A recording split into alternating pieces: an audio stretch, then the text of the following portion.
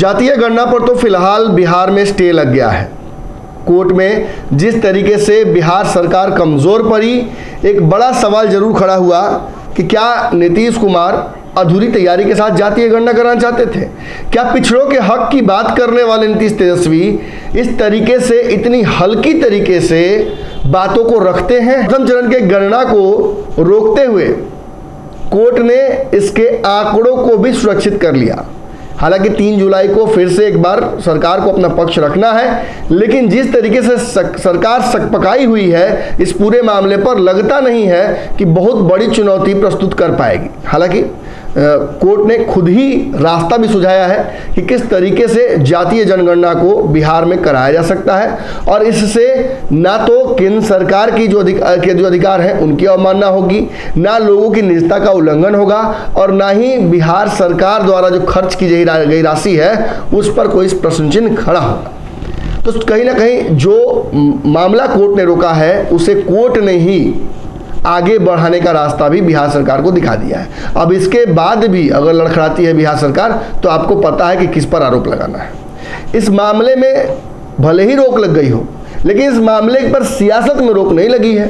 भाजपा नीतीश कुमार को इल्जाम दे रही है और ये कह रही है, भाजपा के विधायक ज्ञानेंद्र सिंह ज्ञानू, भाजपा के MLC जीवन कुमार, इन सभी ने नीतीश कुमार को आड़े हाथ लिया है और कहा है कैसी तैयारी करते हैं आप, द्वार पर बारात है और समधी जी बाथरूम की तरफ भाग रहे हैं। ये तैयारियां नाकाफी हैं और इनकी वजह से आज जो आंकड़े हैं वो भी धरे के धरे रह गए। पूर्व में भी जो जातीय जनगणना हुई थी उसके आंकड़े इसी तरीके से रखे रह गए थे।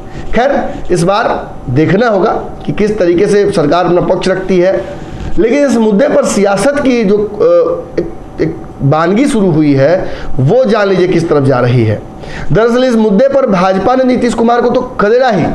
नीतीश और जदयू इस मामले पर भाजपा को पर्दे के पीछे खेल करने का आरोप लगा रहे हैं। राजद भी यही बात कह रही है कि भाजपा तो चाहती ही थी कि ये ना हो और अब इस पर रोक भी लग गया है, लेकिन कोई माई का लाल इसे रोक नहीं सकता है। हम इसे कराकर रहेंगे। आगे चल के किस तरीके से इस पर पक्ष रखा जाएगा ये भी देखा जाएगा। लेकिन बिहार में और भी दल हैं जहां उपेंद्र कुशवाहा ने इस पर नीतीश कुमार की कमजोरी बताई। वहीं मुकेश सहनी, आपको याद होगा एक वक्त जातीय गणना कराने को लेकर मुकेश सहनी ने कहा था कि मैं करोड़ों रुपए देने के लिए तैयार हूं, बिहार सरकार इससे अपने खर्च पर कराए, केंद्र के सामने जाकर हाथ न फैलाए। अगर बिहार में इस गणना को कराने में पैसे की कमी आती है तो मुकेश सहनी अपना झोली खोलने के लिए तैयार है। ऐसे में मुकेश सहनी की पार्टी का इस पर पूरा स्टैंड क्या है, क्या मंतव्य है, ये जान लीजिए। देवज्योति जो उनके प्रवक्ता है राष्ट्रीय, उन्होंने एक चैनल से बात करते हुए ये कहा है कि जातीय गणना पर बिहार सरकार के अधिवक्ता जिस तरीके से अधूरी तैयारी के साथ गए, लगा ही नहीं कि जातीय गणना पर सरकार अपना पक्ष रख रही है। इतना कमजोर तरीके से तो आम आदमी नहीं लड़ता है कोर्ट में केस। और इस पूरे वाकये में जो मुख्य नुकसान हो रहा है वो तो पिछड़ा समाज का हो रहा है। ना इससे भाजपा को फर्क पड़ता है, ना इससे महागठबंधन को फर्क पड़ता है। जो चिंता आदरणीय मुकेश सहनी दिखा रहे थे इतने समय से, उस चिंता पर किसी की नज़र नहीं है। कोई कारण था कि हमारे नेता बार बार ये बात कह रहे थे कि आपको अगर पैसे की कमी है तो हमसे ले लीजिए। इस पूरे वाकये पर मुकेश सहनी की पार्टी ने अपना स्टैंड बिल्कुल स्ट्रेट रखा है। उन्होंने साफ तौर पर कह दिया है कि ये गणना महत्वपूर्ण थी, इसे कराना जरूरी था, सरकार को और तैयारियां करनी चाहिए थी। जिस तरीके से बिहार में लगभग योजनाएं विफल हो रही हैं उसे देखते समझते हुए हमें इसे और मजबूत बनाना चाहिए था।